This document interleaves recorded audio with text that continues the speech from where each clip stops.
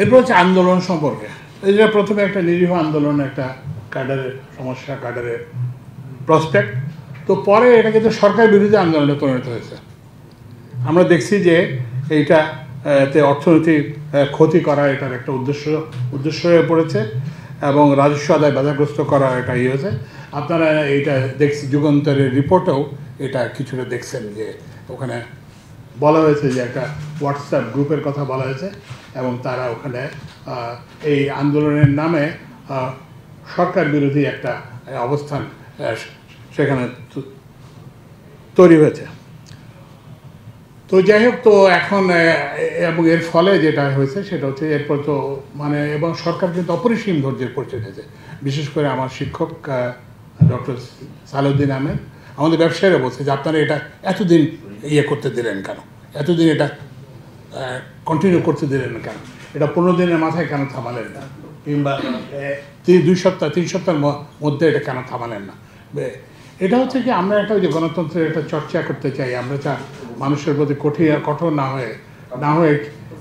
হয়ে নিপীড়নমূলক না হয়ে কীভাবে করা যায় সেই জন্য উনি করছেন এবং উনি বারবার আলোচনা করেছেন, বারবার বলছেন যে করতে, কিন্তু সেটাতে কাজ হয় না। তো এখন আমরা কি সামনের পথটা কি? তো সামনের পথটা হচ্ছে যে আমরা যেটা বললাম যে অধ্যাদেশের কিছু ত্রুটি আমরা আইডেন্টিফাই করছি। তো সেই ত্রুটিগুলি আমরা সংশোধনের জন্য সরকারকে পরামর্শ দেব।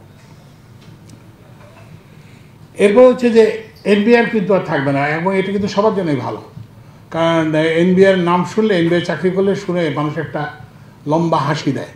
তো এই হাসিটার অর্থ আপনারা সবাই জানেন কেন হাসি দেয় এনবিআর। তো এই জন্য এনবিআর না থাকাটাই সবার জন্য ভালো। এনবিআরের এই নামটা এটা না থাকা সবার জন্য ভালো। 2টা ডিভিশনের কথা বলা হয়েছে, সেই 2টা ডিভিশন হওয়া ভালো। এরপরে যেটা যারা এই কাডারের যে দাবি যে শুধুমাত্র 2টি কাডারের সদস্য নিয়ে রাজস্ব নীতি ও রাজস্ব বিভাগ গঠিত হবে, আমরা কমিটি থেকে মনে করি যে এটাও গ্রহণযোগ্য না।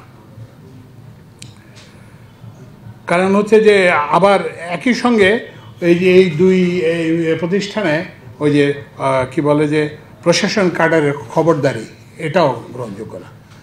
ওরা বলছে যে সব লোক আমাদের করতে হতে হবে, এটাও গ্রহণযোগ্য না।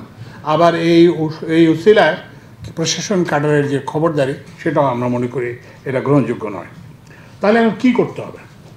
তো আমাদের যেটা করতে হবে সেটা হচ্ছে যে এই যে নতুন 2টা বিভাগ হবে, রাজস্ব নীতি ও রাজস্ব বাস্তবায়ন, এই 2টা বিভাগের যে সচিব কী হবে এই জন্য একটা নীতিমালা করতে হবে।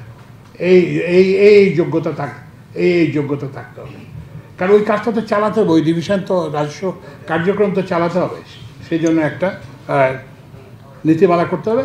শুধু সচিব না, এটার ঊর্ধ্বতন যে পদগুলো সেগুলোতে নিয়োগের জন্য একটা নীতিমালা করতে হবে, যাতে এই রাজস্ব আহরণ কার্যক্রমটা আরও বেগবান হয়। আপনারা জানেন যে আমাদের কর রাজস্বের অনুপাত অত্যন্ত কম, এটা বাড়ে, গ্রাহক সেবা হয় এবং এই যে হয়রানি, বন্দরে কন্টেইনার জট, এগুলো যাতে আমরা পরিহার করতে পারি।